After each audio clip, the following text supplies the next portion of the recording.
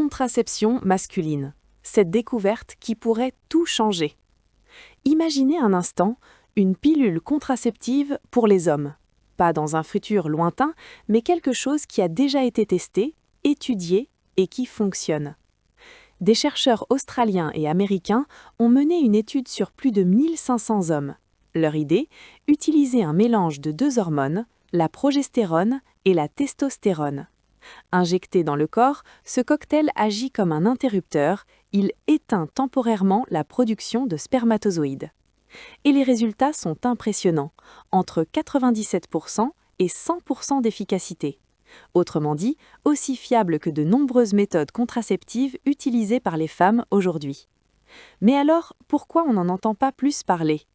Le problème, ce n'est pas l'efficacité, c'est la pratique. La progestérone peut être prise sous forme de comprimé, ça c'est simple. Mais la testostérone, elle, pose un vrai défi. Si on l'avale, le foie la détruit presque immédiatement. Résultat, il faut l'injecter directement dans le muscle, plusieurs fois par semaine. Pas très pratique au quotidien. Autre point à comprendre, ce n'est pas instantané. Il faut environ 2 mois et demi pour que le corps réduise réellement la production de spermatozoïdes.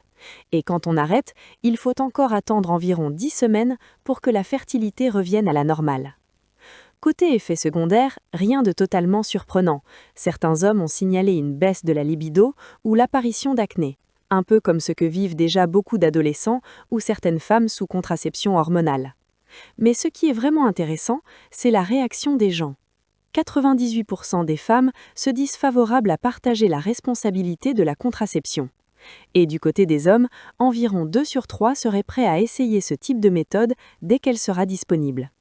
Alors la vraie question, c'est peut-être est-ce que la contraception masculine est une révolution en attente ou simplement une question de temps avant qu'elle devienne normale ?